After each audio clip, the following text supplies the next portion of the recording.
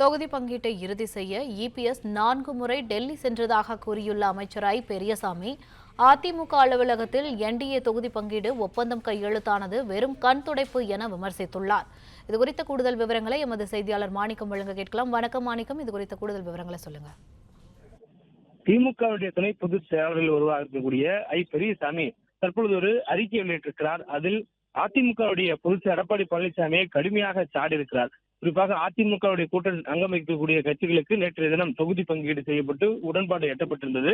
அந்த ஒப்பந்தம் கையெழுத்தாகிறது. இதை குறிப்பிட்டு அறிக்கை வெளியிட்டிருக்கக்கூடிய ஐ பெரியசாமி, டெல்லியில் முடிவு செய்யப்பட்ட ஒப்பந்த அறிவிப்பை சொல்லக்கூடிய வெறும் அறிவிப்பாளர் பதவி மட்டுமே பெற்றதில் எதிர்க்கட்சித் தலைவர் அதிமுகவுடைய பொதுச் செயலாளர் எடப்பாடி பழனிசாமிக்கு என்ன பெருமை வேண்டியிருக்கிறது என்ற ஒரு கேள்வியை எழுப்பியிருக்கிறார். மேலும் அதிமுகவுக்கு தலைமை தாங்கியவர்கள் நின்று இரட்டை விரலை காட்டி நின்ற இடத்துல பாஜகவை கொண்டு வந்து நிறுத்தியிருக்கிறார் என்றும் கடுமையாக சாடியிருக்கிறார். அதே நேரத்தில் பாஜகவுடைய கூட்டணியில் தான் இருக்கக்கூடிய மற்ற கட்சிகள் இருக்கின்றன.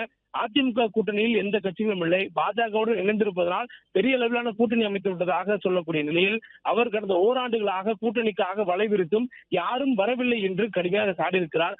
அதே போன்று விஜய் கட்சி தொடங்கிய சூழலில் அவர் கட்சியினர் பிள்ளையார் சொல்லி போட்டுவிட்டதாக பிரச்சாரத்தில் வெளிப்படையாக கூறியவர்களிடம் அந்த கட்சியினர் வரவில்லை. அதே போன்று ஏற்கனவே அவர்கள் கூட்டணியில் இருந்த தேமுதிகவும் எஸ்டிபி கட்சியும் கூட்டணியை விட்டு வெளியேறியிருக்கிறார்கள். அவர்கள் கூட தக்க வைக்க முடியவில்லை.